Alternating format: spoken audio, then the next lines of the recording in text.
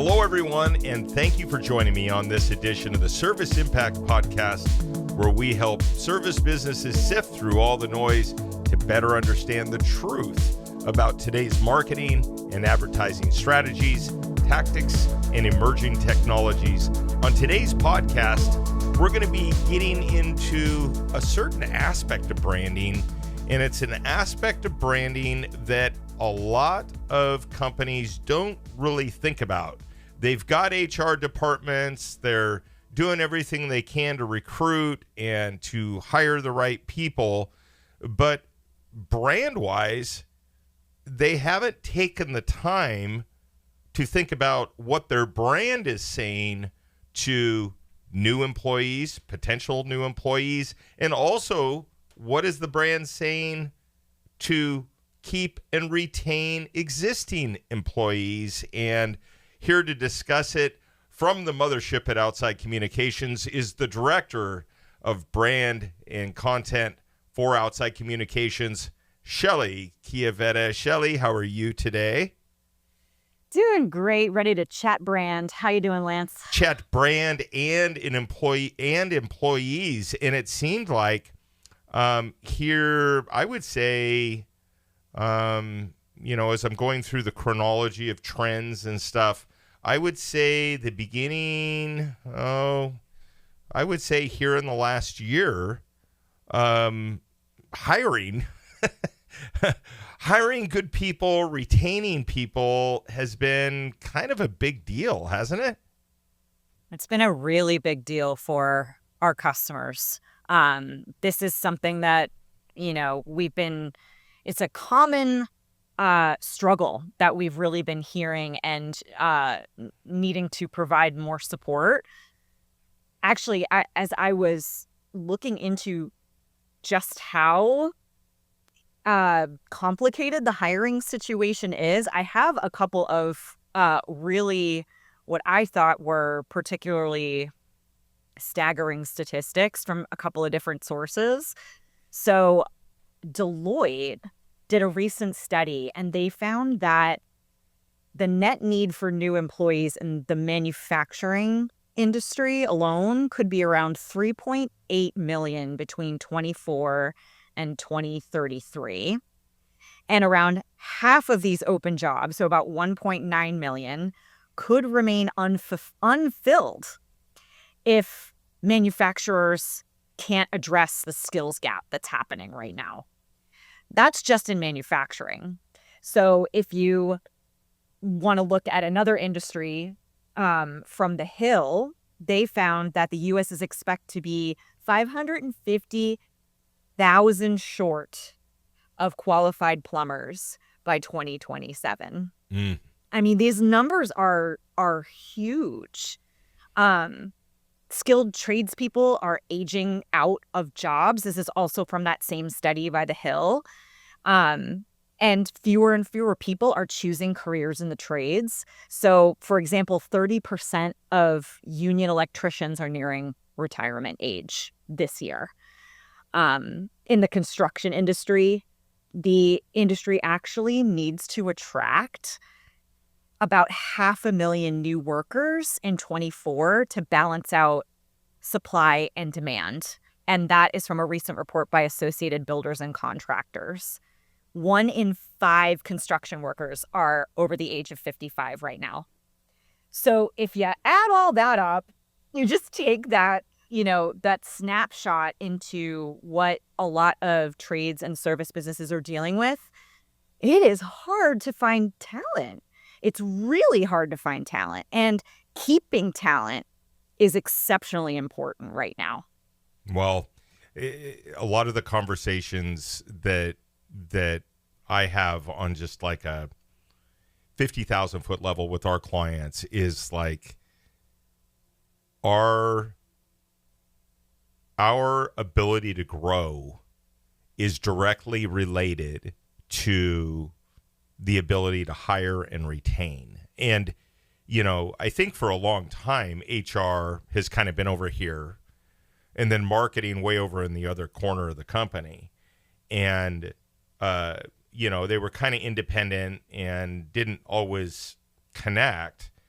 But when you think about some of the challenges that we're experiencing as a continent, as the baby boomers are aging out, and we've got fewer people wanting to take certain types of jobs. It's like,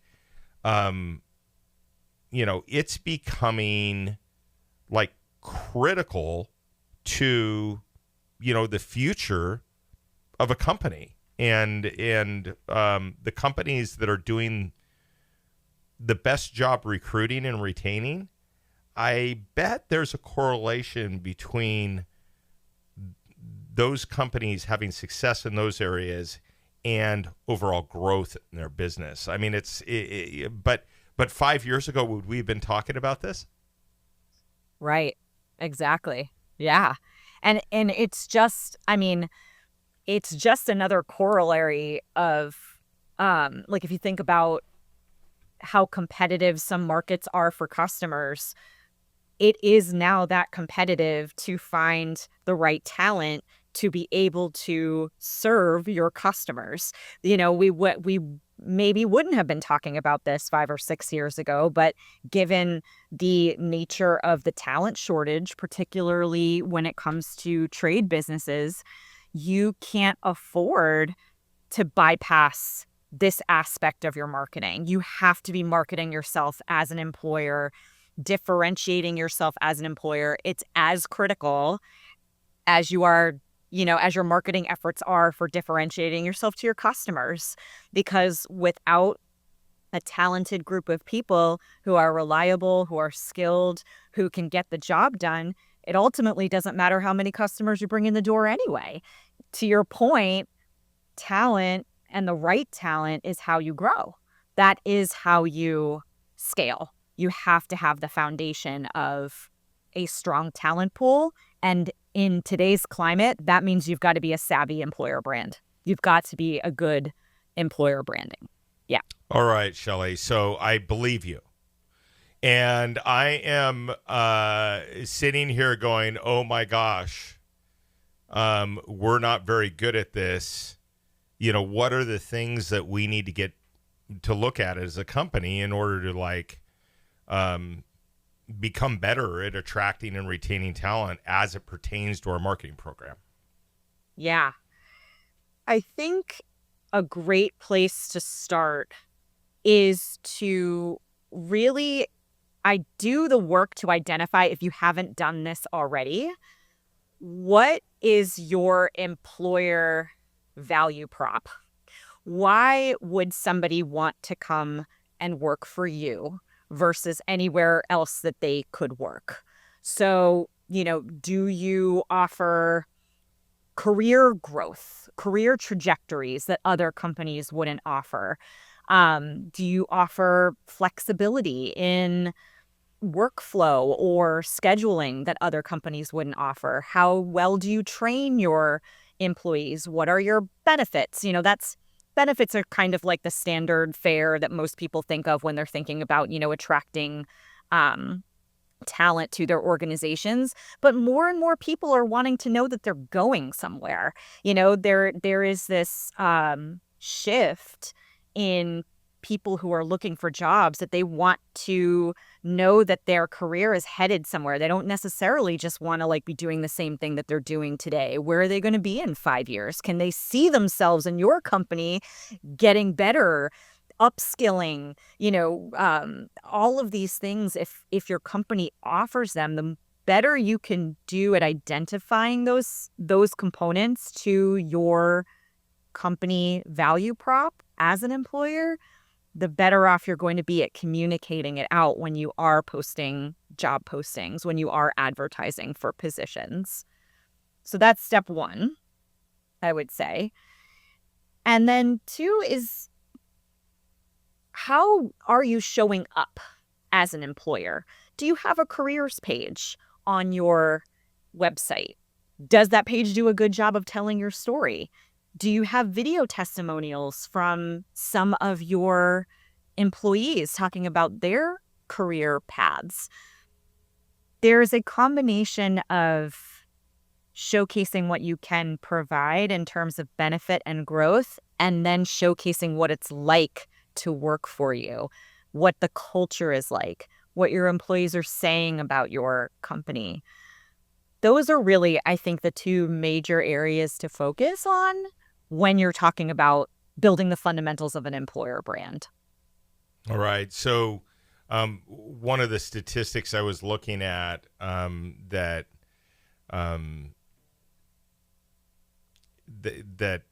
is kind of fascinating, to me, is just engagement by different types of employees, like how people go through the application process, how people go through their journey. And we use that word regularly in marketing. But, I've seen statistics around this about how folks engage with this. And it's the very things that we're helping companies develop for their customers appears to be almost exactly the same things that we need to develop, on the employee, on the employer side, on the HR side. There's so many similarities as I'm looking at, for instance, this statistic: 68% of millennials, 4% of Gen Xers, and 48% of boomers indicate they visit employers' social media properties specifically to evaluate the employer's brand. It's like, oh my gosh. It's like, so we've got the customer we've got to worry about. And then, oh, by the way, these folks just aren't showing up to Indeed or Glassdoor or whatever. They're like researching. They want to know what the heck's going on. I mean, this is maybe a bigger issue than I think most companies are even considering. Totally. I think there is a major focus on what the brand looks like to your potential customers, and people forget that potential employees are doing the exact same thing. What's the first thing anybody does when they want to know anything about anything in the whole world? They Google it. That is what they do. They start by checking you out anywhere that you show up on the internet. So they are looking at your Facebook page. They're looking at your Glassdoor page. They're looking at your website. They're looking at Reddit threads about your company. Like there's so many places where your brand has the potential to show up strong or show up not so strong. And that is why employer branding is so mission critical. There was a company that I knew of that was dealing with a really intense reputation problem on Glassdoor. They just got a slew of really bad reviews, and they struggled with that. It was an uphill climb for a long time to turn that tide around, because they weren't really managing for their employee experience. They weren't managing that aspect of their brand. They were just kind of letting people do whatever they did and have whatever experience they were having. Looked up one day and their Glassdoor is full of really, really unfortunate reviews. And that is what happens when you're not attending to your brand as an employer brand. So it's not optional these days, especially in a competitive talent market. You have to pay attention to what's happening with your employer brand. Okay, so a lot of people are going to listen to this conversation and go, what the heck? This sounds awful. This sounds horrible. We've got a million things to do. We don't have the budgets for all these things, but I'm going to flip this around a little bit. What if you, instead of like going, oh, this sucks and this is terrible and this sounds like really awful, what if as a manufacturer or as a software company or a home services provider, industrial services, it doesn't really matter who you are, what if you decided you were going to be awesome at this? Isn't there an opportunity for companies to just outshine a lot of companies that haven't taken this step in their business development to become an attractive employer brand. I mean, we've worked with companies like literally that have specifically called us that says, hey, we don't care about selling any more of our service. We just need to hire people. And literally they retained us literally just to do employer stuff. But you think about the advantage that these companies have that embrace this in their space. I mean, they're almost early adopters in this new trend, aren't they? I think so. I think that this is a major pivot point for a lot of organizations in terms of their differentiation. You know, if there are so many opportunities to showcase your company culture as another major differentiation point in why customers or employees would choose to work with you. That is something that I feel like it's underutilized in a lot of industries, I would say, and especially for service brands. If you put the effort into creating a really interesting story for a potential hire coming into your company and what their career is going to look like and what their trajectory is going to be, the kind of team that they're coming into, it's going to set you apart in a way. Like it's such an easy opportunity point, really, to set yourself apart in your industry. And customers are paying attention to that too. You know, it's kind of like this is not a mutually exclusive thing. People want to work with a company that is a good place to work, where employees are happy, where they're thriving, where they're cared for. That matters a lot to many different customers. So you really can't go wrong tackling this as a point of differentiation. It's only going to serve bringing more talent in the door and kind of set you apart as, you know, a leader in the pack in your industry, because a lot of brands aren't really giving a lot of focus to this, in my experience. Yeah, and I mean, it's interesting as we immerse ourselves in this conversation and think about all the things that, you know, recruiting, retention, HR that touch in the business. It's literally everything. But in marketing, we're always talking about, you know, cost per acquisition. We're talking about cost per click. Those are real costs in HR too. In other words, how many people do you need to get in front of, you know, in order to fill a position or it's not just fill a position. It's like have a choice of really good talent. And it's like you think about these customer journeys that we've talked about so much on the, you know, on the PPC side or what have you, where we're trying to get leads. And it's like your relationship between your acquisition costs for new employees is going to be directly related to the perception that potential employees have of your business. I mean, there's real costs associated with not being very good at doing this and being a good employer brand, isn't there? I mean, yeah. How hard are you having to work for leads to come your way? That isn't a conversation that is just limited to customers. How hard are you having to work to find your talent? How much time and energy and resource are you putting into finding the right people to do the work?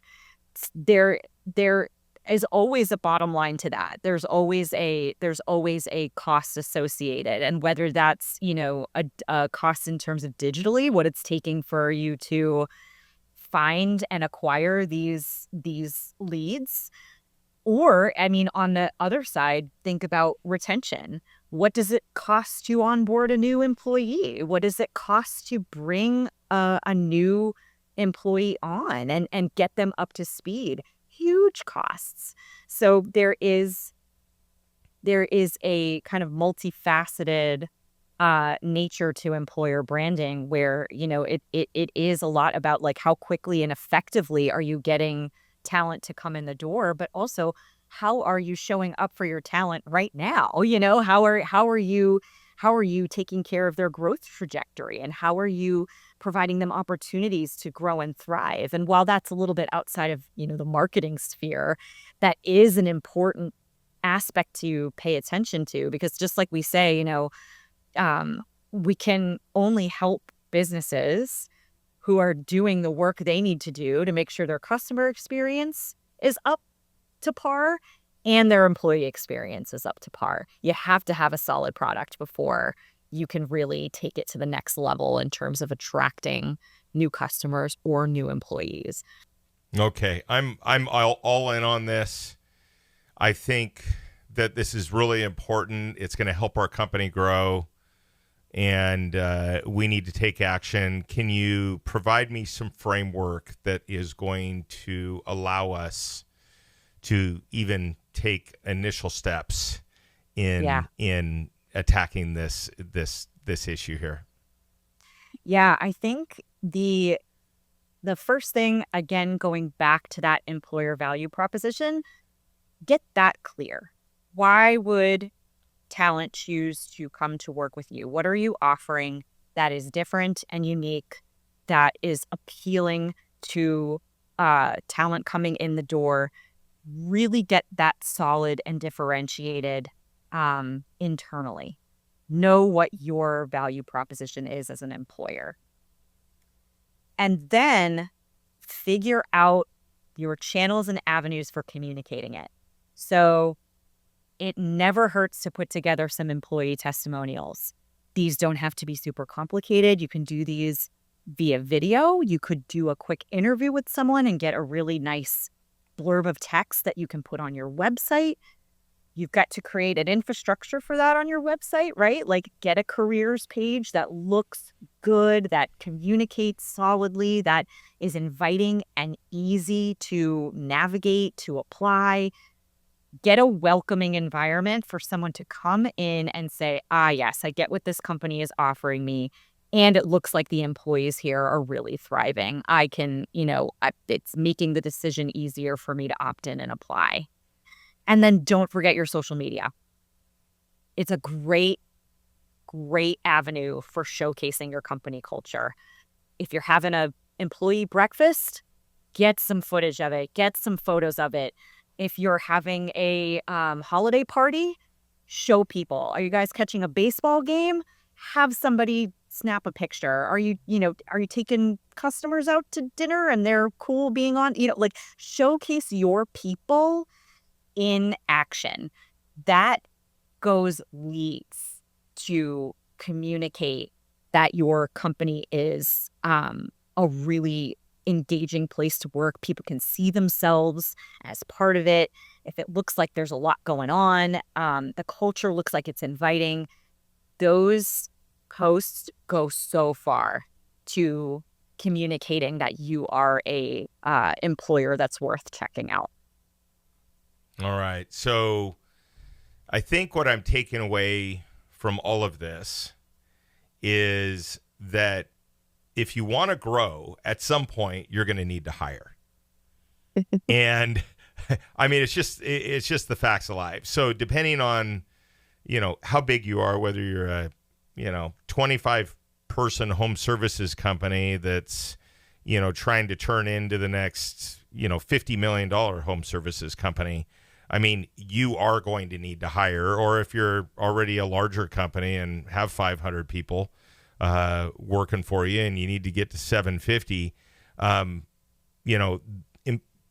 thinking about your branding in terms of the employee is really not optional if you want to grow. And attracting this talent and figuring out a strategy that's going to actually work is really no less important for growth than attracting the new customers. Because ultimately, I've spoken to so many customers in the last 5 years that it's like, yeah, if we could only hire more people, we could, do this, and this. And that was the bottleneck in their growth. And I think as we're talking about these bigger subjects, I think the thing that becomes overwhelming to people is just we talk about all these different aspects of, developing a marketing program for attraction and retention. And it's like, wherever you are in your journey, the point is to identify it and take small steps, right? It doesn't have to be a big event. It can be for certain companies if they've got the ability to, make it a larger project, but small steps over time with the end game in mind can be enough to bring a company along and align with their overall revenue goals and their growth goals. I mean, it's like, it doesn't need to happen all in one day. And it's like, just get started, right? Absolutely. I think that is a approach to marketing that benefits customers more than they realize. I think in it, whether we're talking employer branding or just marketing in general, I think it can often feel like, oh man, this is just such a massive undertaking. But really, you just have to start with the basics. In the case of employer branding, start by making your careers page look great. Start there. It will make a difference. Or if you're happy with how your careers page looks, think about 2 posts a month that you could put out there that showcases your company culture. Even 1 post a month that showcases your company culture. These little bites add up because it's all going out there as authority building, as testimonials, as social proof. It all makes a difference. It doesn't have to be a huge undertaking for it to have a big impact. Shelley, thank you so much for your time. Really appreciate all your expertise on this. And it's always great talking to you. Thank you. Thanks, Lance. If you found this episode valuable, please subscribe and leave a review. Your support helps us continue to bring actionable marketing strategies to service businesses around the country. If you have a question, feel free to email the show at serviceimpact@outsidecommunications.com. We'll see you next time here on the Service Impact Podcast.